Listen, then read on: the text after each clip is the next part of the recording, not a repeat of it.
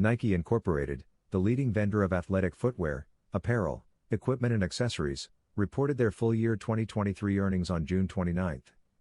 Revenue came in at $51.2 billion, up 9.7% year-over-year.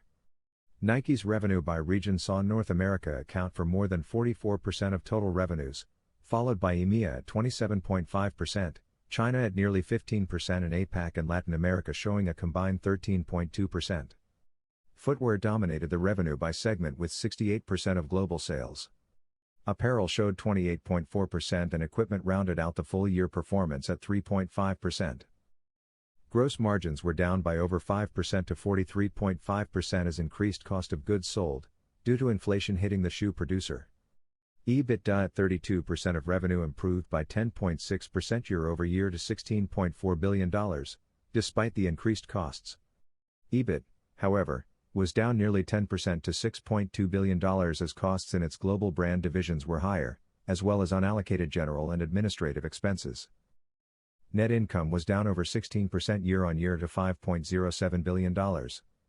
Higher tax expenses and higher costs negatively impacted the bottom line.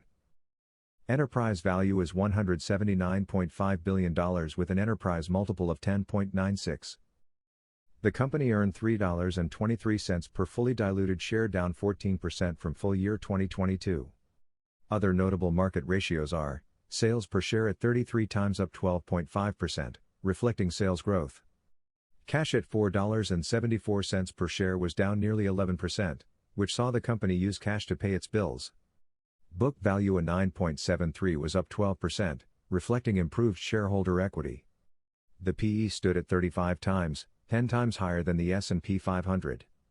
The PEG ratio was negative 2.52, impacted by the negative net earnings growth. Looking to leverage ratios, debt to total assets is at a comfortable 0.24 as well as debt to equity at 0.58. The low interest payments in full year 2023 reflects the large interest coverage ratio, showing that Nike is fully capable of servicing its debt. Turning to liquidity ratios, the current ratio at 2.72 again demonstrating Nike's ability to cover short-term obligations. The quick ratio at 1.60 and cash ratio at 1.15 further adds credence to Nike's ability to pay short-term obligations. No liquidity problems here.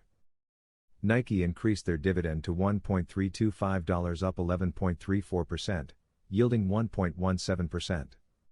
The company also purchased 50 million shares for $5.5 billion. Return on assets and return on equity were both down year-over. ROE at 13.5%, down 11%, was negatively impacted as cash and short-term investments were liquidated. Return on equity was down 30% to 33%, reflecting the impact leverage has on the firm with an equity multiplier of 2.46.